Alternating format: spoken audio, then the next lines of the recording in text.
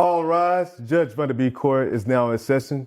Judge, this is case number JVB 1019, Canada case. Judge, both parties have been sworn. Thank you. You're welcome. You all may be seated. Okay, Miss Canada. All right. You brought this case before the court. What's going on? I'm seeking child support and back pay from this man. Okay, just straightforward. That's what I like. Just get right into it.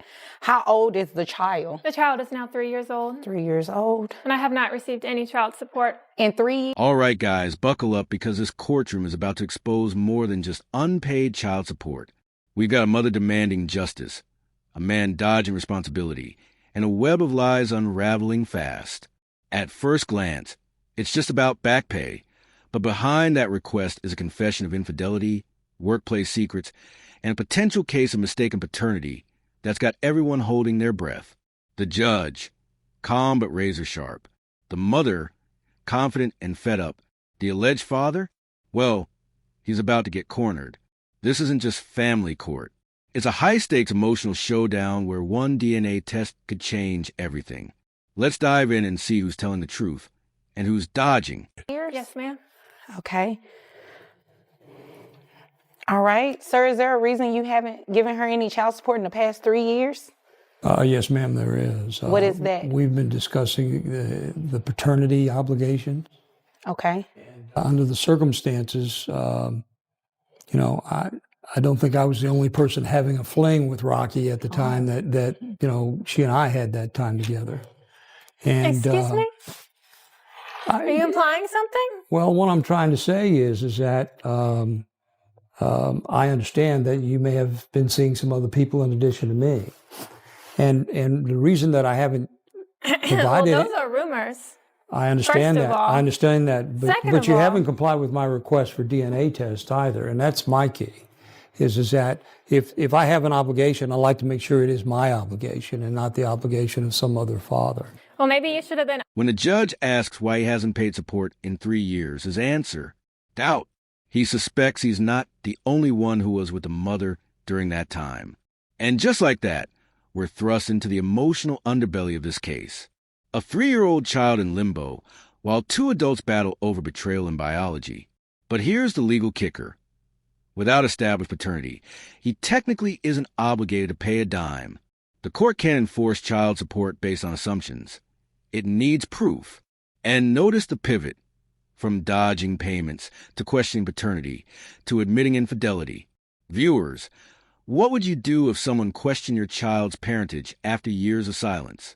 Is this about fairness or fear of being found out? Obligated to your wife whenever you were having an affair with me. You're right about that. And honest So truth is you are that, admitting that you're married? yes. Okay. And I've told her. I've told her that we had this fling. You didn't told tell your me you wife were that? married until after. That's correct. That's correct. I did not tell you. I'm sorry, I won't disrupt you guys anymore. Go ahead. Okay. So, from my perspective, Your Honor, I certainly understand the situation. I'm not trying to be hard-hearted, so to speak, about this, but I think that there's some other questions that need to be answered before we agree on paying any kind of support, because at this point, we haven't confirmed whose child this is. Okay. Well, I definitely have some questions too, but I don't think they have anything to do with child support. It's more about you guys' backstory, but that has nothing to do with me. However, has this man taken a DNA test at all? Not that I'm aware of. Okay. Did he sign anything at the hospital No, he wasn't acknowledging that he was the father? Okay. So he does have a valid point. Before we can actually place him on child support, he either has to accept parentage, which, according to what I'm hearing, you're really not accepting it. He's in denial about his affair and doesn't want his wife to find out. My wife knows. Oh, Yeah, she right. knows now. He's lying. You told her? I would have heard from her by now. I work with him, ma'am. Oh. At the welding place? I'm a receptionist there. That's how we met. You're her direct manager. The woman slams him for failing his wife and the child. And suddenly, we're no longer talking legalities. We are talking morals. He admits it. He was married during the affair. But now he's asking the court to prioritize his rights over his responsibilities. This isn't just courtroom drama. It's real lives hanging in the balance. A mother carrying the financial burden alone, a child growing up without support, and a man shielding himself behind technicalities. And still, no DNA test, no accountability. When a man admits to the affair but demands proof of paternity, is it caution or a calculated delay? Oh, okay. Ooh, wasn't expecting that much tea this morning. So, yeah, he's entitled to a DNA test. Sure. Okay, so before we can move forward with anything in terms of child support, looking at your financial documents you provided, he first needs to get a DNA test. So what I can do is you guys go and get the DNA test, then you can come back at a later date, possibly, if he's the father. If he's not the father, you're more than welcome to bring back as many people as necessary. I'm not implying by any means that what he's saying is true. Right. He's but if definitely he's the not father. the father, you can bring back as many people as necessary to get DNA testing, and we actually find the father and place him on child support. Well, I know who it is, so that's not necessary, but thank you. Okay. The judge steps in with clarity.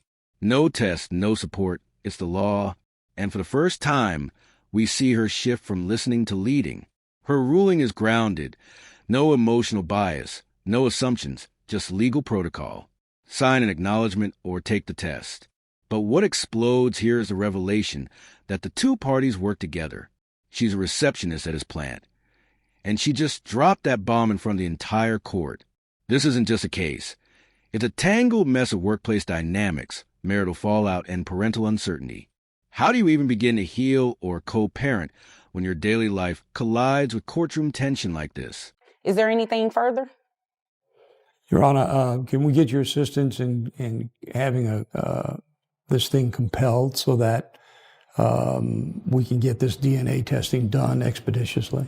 Oh, yeah, most definitely. And it will be done through the Attorney General's office. Okay. Because they are actually on site in the courtroom, and it will be in the courthouse rather. And it will be much easier. When the judge explains the testing will go through the Attorney General's office, it's clear this is moving forward, whether he's ready or not. But here's where it gets human again. He says, if I have obligations, I'll stand by. It's the first glimmer of responsibility we've seen, and it might be genuine. Still, it's too little too late for many watching. This mother waited 3 years. The child waited longer. If accountability starts now, it's because the system forced it, not because he volunteered. What do you think? Was this a turning point or just a last-ditch performance of the court? And free to you all to go ahead and use their resource. Okay? If there's nothing further, you all are dismissed. Thank you. Rocky, You're welcome. if I have obligations here, I'll stand behind them. I appreciate that. Okay. Thank you. You're welcome. And there you have it. In the Canada case, the court couldn't rule on child support without establishing paternity. Because in law, truth needs proof. The judge's decision was firm. No DNA, no deal. But emotionally, this case spoke volumes about broken trust, delayed justice, and the real impact of avoiding responsibility. For now, both parties walk away, waiting for results. But what's undeniable is the cost. Time, tension, and emotional toll. If this courtroom clash struck a chord with you, don't just scroll. Drop your thoughts below. Who do you believe came out more credible? And if you want more cases that cut this deep, hit like, subscribe, and stay tuned for more truth from Truth Court. I'm going to go over what you all witnessed in the Canada case. Mom was wanting child support from the alleged father. He, on the other hand, didn't know if he was really the father. So before any type of child support obligations can take place, the alleged father must establish paternity. And by establishing paternity, you can take a DNA test, and or let's say, for instance, he signed an acknowledgement of paternity. That can also start his child support obligation.